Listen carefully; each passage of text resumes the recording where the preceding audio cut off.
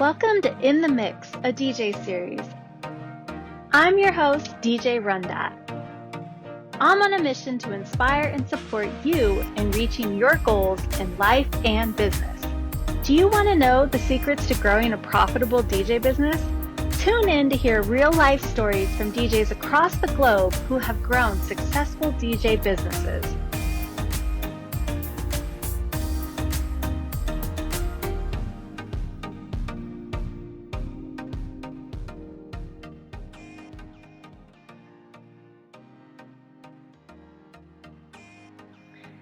Hi, I'm DJ RunDat. Welcome to In the Mix, a DJ series. Today I will be interviewing DJ Haile. Welcome. Thanks for having me. I'm very excited for it. Yay! So how are you doing? I'm good as I can be. Today I'd usually have probably 2 events, but with the circumstances I have 0 right now. Oh wow, so where are you located? I am in Columbia, South Carolina. Wow, yep, I'm in California. We are really shut down over here. Oh yeah, it's gotten better, but after the holidays it's kind of slowed down again, so. Yeah, well, that's all we could do is do our best. Pretty much. Yeah, so tell me a little bit about how you got started with DJing. I had a buddy years ago when I was still in college. I worked at a bar and I was a bouncer, and then I was like pretty much the bouncing at the DJ booth, and then came friends with a buddy of mine that was there, and then went to a few events with him every now and then when I'd come back into town once I moved away, and then kind of picked it up from there. Started doing trivias and karaoke to start with, and then I'd still at the trivias and karaoke I'd bring a controller with me and my laptop, and then kind of just went from there and just started playing more and more and be like, hey, I work at this place, let me come DJ. They're like, okay. So been doing that for 5 or 6 years now. Wow, that's really cool. Yeah, I feel like, there's always this starting point and then it just grows organically. Yeah. If you love music and you have a knowledge of music, right? You're passionate about it, like you can just pick it up and go. Yeah, absolutely. So I have never experienced trivia. This is something I have got to experience. So do you host any online trivia? I during quarantine last year, I did some online trivias. I would hop on the certain venues Facebook and do a Facebook Live, and did that way just to give people something else to do. Because most of us, when the shutdown hit, were like, okay, maybe 2 weeks, a single like passed over, have 2 weeks off, and then it started turning to months and months, and you're just like, well, what am I going to do right now? I need to do something. So I did a couple of online trivias, but most of mine are still after things have opened back up over here mostly. We still have a curfew at like 11 p.m. So bars pretty much close right at 11 now. So at least I'm home before 12, so that's okay. And but I've still been able to do some trivias here and there though. Cool. So you're able to go back and play out live. That's enough to get by and whatnot. Yeah. Well, that's good to hear. I'm happy for you. I know everyone is not as lucky at this point, but we'll hopefully with the vaccine, we'll see what happens and get through it all. That's all we can do. Yeah, to be honest, it's been really interesting just watching DJs all around the world, and like there's a tad bit of jealousy of people that get to safely go out and play again. Yeah. It's just really bizarre, everything. So what have you been doing before you were able to go back to work? What were you doing with your time? Well, I was laying at the pool a lot and drinking and whatnot during the day because I had nothing else to do. And then once we kind of realized, oh no, this might be longer than it is, I ended up working overnight at Bilo, which is a grocery store around here, stocking shelves. Had to do something to make ends meet and not get evicted and whatnot. Yeah. So just trying to get by. But now, I think I ended that towards the middle of summer or so when some events got back and whatnot. Mm-hmm. So I've just been trying to stay busy now, booking future events future events like weddings and stuff now.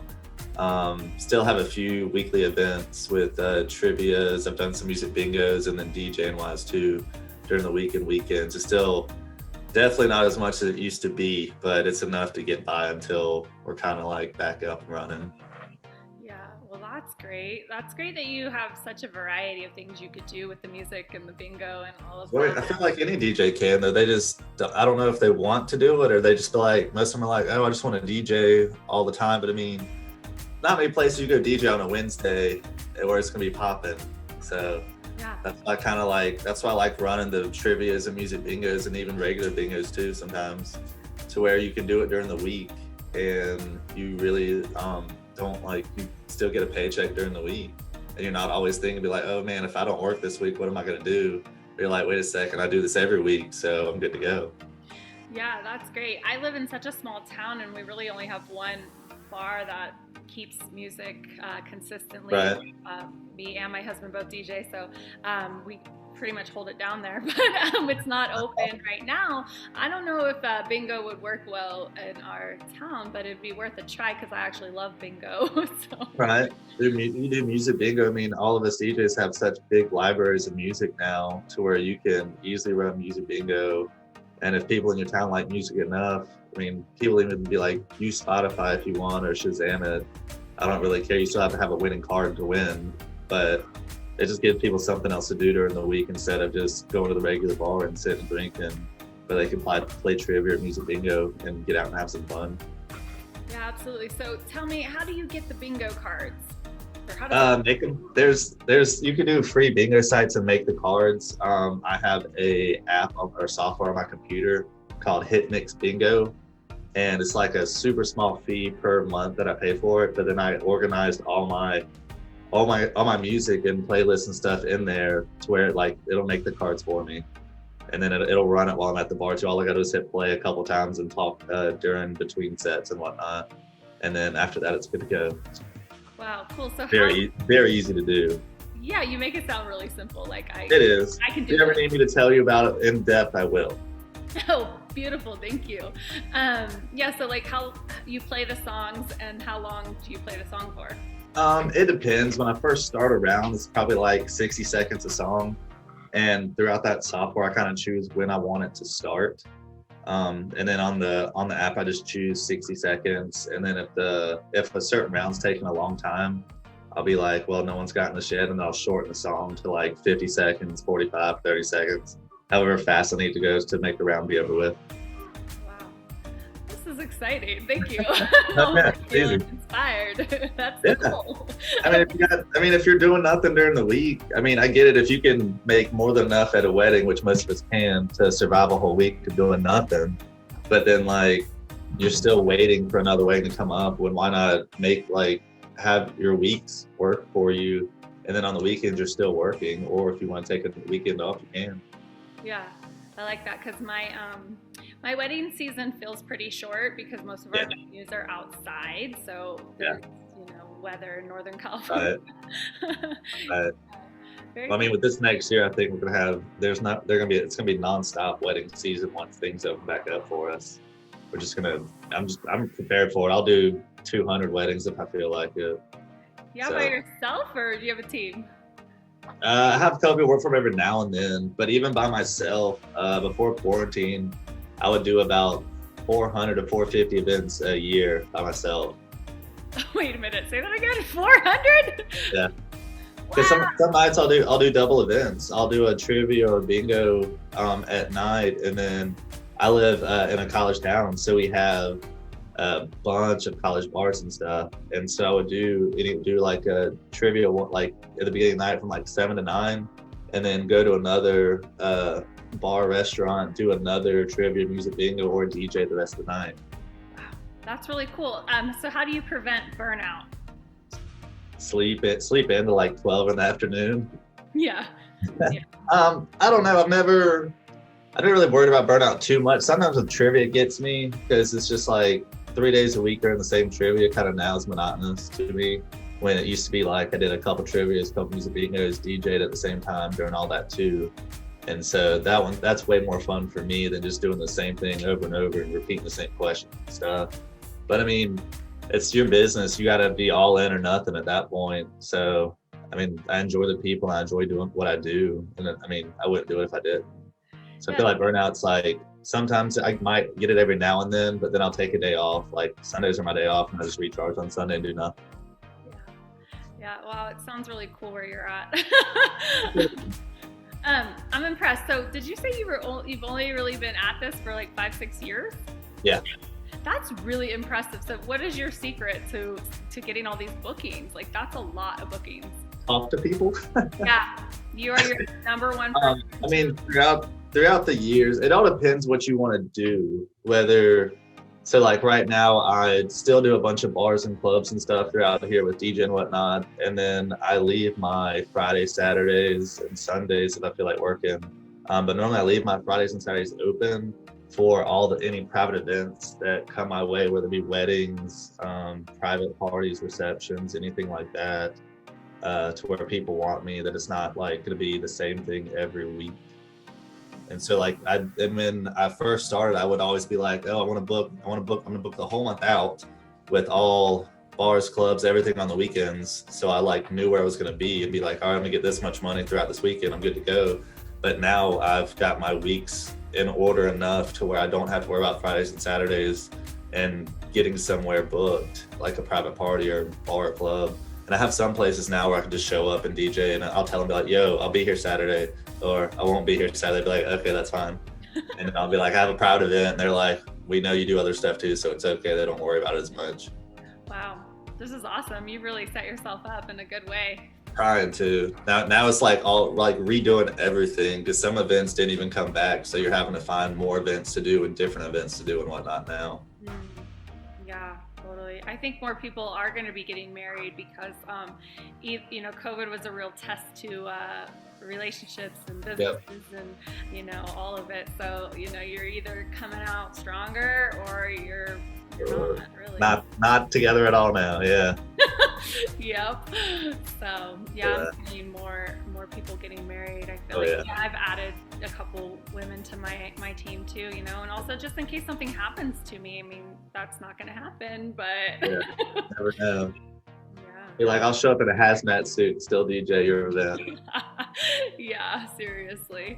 They're coming up with so many different types of suits I've seen. I'm like, are these real? Like, is people really? Probably. Yeah. There's one that looks kind of like Buzz Lightyear's helmet all the way like on top of the body. I've seen that a couple times, but I haven't seen him wear one yet. But I really want to see someone wear one though. Right. Really see. So, how are you marketing yourself online? My website sucks, really. I'm not gonna lie. I do a lot with Instagram though, and like I'll do weekly posts and stuff for where I'm at. My online marketing's not great at all right now. I've kind of neglected it for a while, but I mean, I'll keep it with Instagram. I'll do some Facebook posts every now and then. I do a lot of word of mouth events though. People like around here, if you're out and about, know enough people, they know you whenever you're DJ anywhere else, and they'll be like, where are you working next? And I'll tell them. I've had people come, one of the last weddings I got booked, which is really funny. They came to watch me. It was an outdoor like tailgate party at a local venue here, and like no one came to it. And so I just DJ'd for like 3 or 4 hours, like pretty much just entertaining myself at that point. But this couple came to hear me play, and they were like, it was them and their friends, and it was just them outside. And then they were like, we liked you, you're booked. I'm like, okay, I had a really boring time, but thanks, I'm glad you enjoyed it. You just never know. You never. Yeah, it's true though. You don't be like, people come up and be like, hey, do you do this, do that? Yeah, I'd be like, yeah, I can play any kind of party you want. I got you. What you want me to do? Yeah. And go from there. Yeah.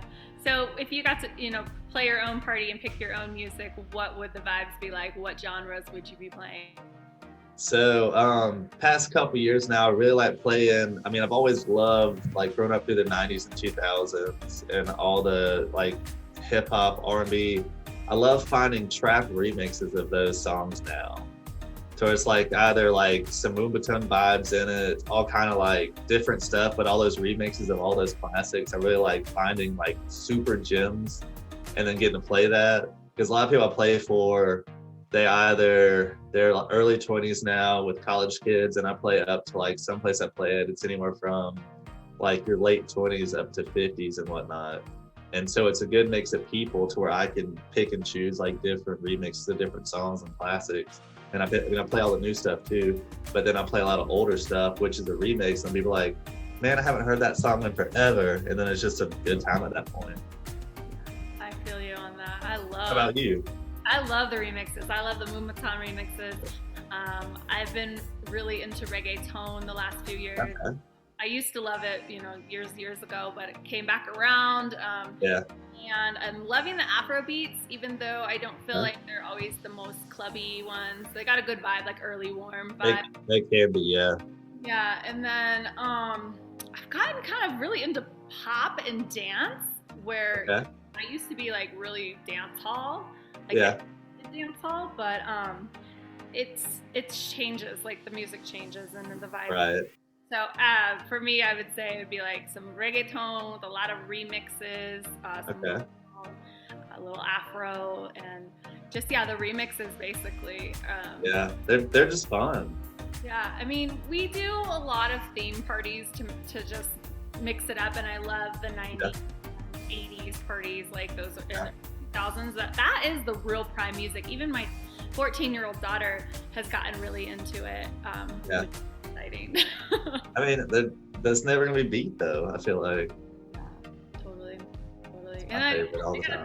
Throw in a little like Bay Area hyphy because I'm in California. There you go. E40 too short.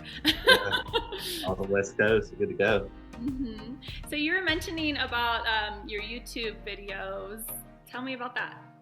All right, well that one I did today is completely different from DJing, really. That one's quiz, like all my trivias and stuff. So it's a quiz channel where people can go and just kind of like get stuff. If they want to run trivias, they can just take my questions and use them.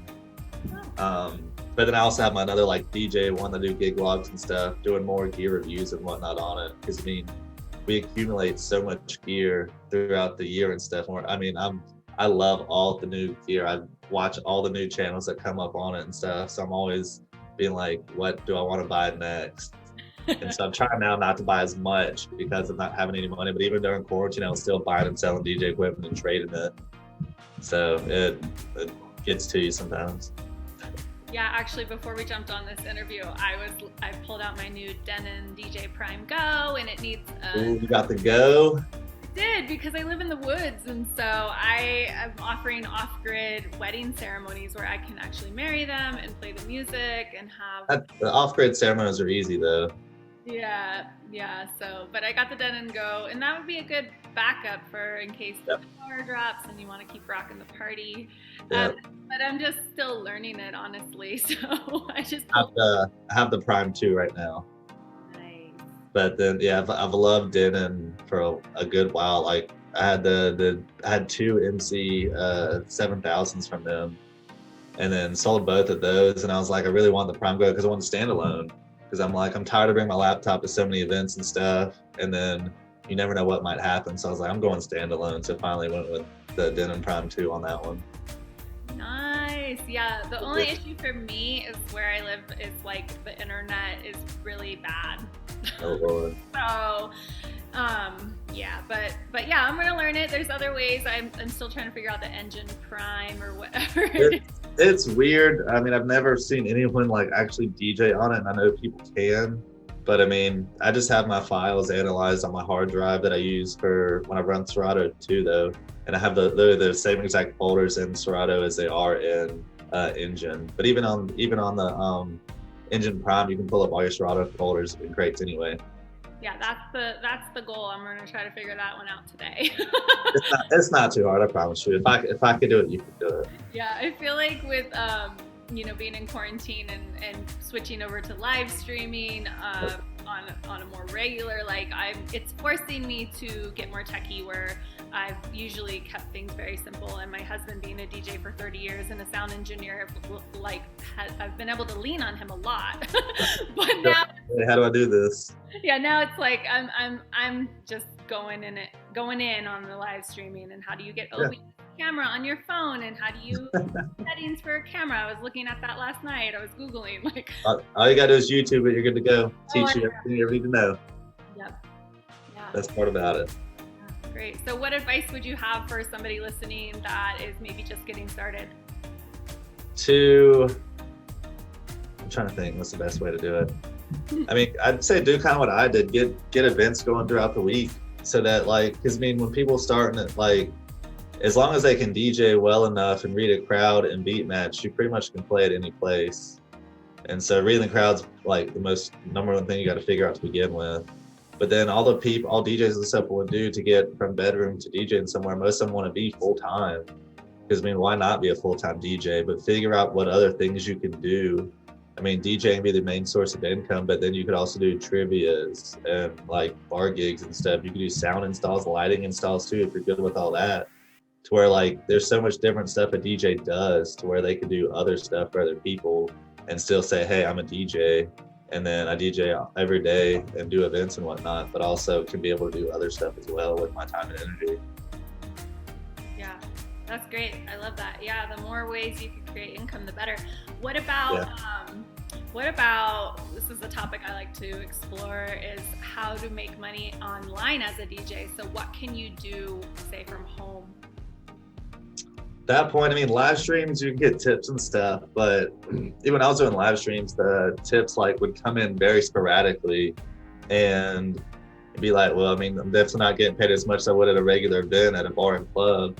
And then even on the live streams, I would end up getting bored kind of, because I'm not vibing off the crowd. I'm just playing whatever I feel like. I mean, I could do that on my own time, but then you want to play for other people. That's the best part about DJ, is seeing their face when you play a song and they're like, man, I haven't heard the song. That was my favorite song when I was like 10 years old or something. Online is a whole different field. You can, you just have to go into technology wise at that point. It's tough to like really make money while you're DJing online. But if you have like, I've seen some people do completely live shows at bars and clubs, and they just put you on the big screen at the venue and then just play through their speakers that way. I've seen some people do that. I mean, if not, you're gonna have to find something else within the realm of it, like doing like name that tune stuff on live shows and stuff, and have people be like, hey, if you want to play, $5, $10 to play, and then the winner takes half of the pot or something like that. Some people do that too, or just start making YouTube videos and like gear reviews, whatever you want to do. All depends what's in your wheelhouse, if you feel comfortable on camera and whatnot. Because I mean, for some people, they're like, some people just aren't going to cut it online as a DJ though, so it's tough at that point. Totally. What about you mentioned something about drops earlier? A what? You mentioned something about drops, I think, before we started the interview, about DJ. Like DJ drops? Yeah. I don't know. Yeah. I don't remember. I'm interested in learning more about doing drops. There's an app. Let me look real quick actually. There's an app that you can make your own drops on. That's rad. My buddy sent it to me. You can record drops and you can mess with your voice on it. Oh, fun. Yeah, my husband and I were talking about it because we have a music studio, and I was telling him, this is something I want to learn. And he said, well, if you just set it up right, like a session in Pro Tools, then you can just keep going back in and just record. Adjusting it, yeah. Well, also I've seen it where, as a YouTube videos a while ago, where someone goes in on virtual DJ and starts making drops on virtual DJ that way. And so, I mean, I know a lot of people can do drops, but I mean, it depends if you have a good enough voice. And then it depends how well you can edit that voice to sound any better or different. Mm-hmm. Yeah, totally. I mean, some people can literally like, I know a lot of the guy DJs always want the female voiceover. So I feel like you'd probably be good at that point. You can just say whatever you want on the drop and just have a good microphone voice on, you're good to go. Don't even have to worry about editing it. I love that. Thank you. Yeah, I actually have had people like ask me to do these type of things, or do their tapes, or host their mixtapes, or even, record on their tracks. And I just was like, that's not what I do. I was always. Yeah. But I mean, that's another source of income you could do though. Yeah, I'm interested in it for sure. I mean, as a DJ, we got to MC most of our events, because that's the main thing when you're getting booked for private events or weddings. They're like, do you talk on the microphone also? We're like, yeah, I do it all. That's me. You don't got to worry about having anyone else and whatnot. And so be like, I'm on the mic every week, so this is what I do for a living. I got you. Yeah, exactly. It's definitely a selling point. Like when I'm having those sales conversations with brides, it's like, I'm like, we basically keep your events rolling and follow the timeline and communicate with all the other vendors. So, Right. special event and keep everything flowing, make all the announcements for you, like give your introduction, whatever you want, it's whatever you want. Right. You're like, well, I'll say whatever you want. We don't have to worry about hiring anyone else. So far, I've only done one other event where they hired me as just the MC. And then just because the guy that was running sound didn't want to do it. But what's funny, it was like a pop-up yoga event. But I was like, y'all know I could have ran sound too, right? They're like, oh, we didn't know that. And it was interesting because I literally just got done DJing at like 6 or 7 in the morning that morning. I DJ'd all night long, and then went to this event right after and emceed the event. You were probably tired and mellow and a good. Oh, I was so tired. I was so tired. I had DJ'd from like 10 that night to like 6 or 7 in the morning. So it was a long time. Yeah, that's amazing. Well, awesome. Thank you so much for being on the show. And thanks for having me. Yeah, how can we connect with you and best support you? Go to my Instagram, DJ Haile Official. You just type in DJ Haile, it normally pulls up. So that's the best way to see me, what I'm doing and whatnot. And if anyone on here has any questions for me, feel free to DM me. I can help out with, if you have questions about music bingo or trivias or just getting more events throughout the week, I can always help with that too. Awesome. Wonderful. Thank you so much. Thank you. Thanks, everyone.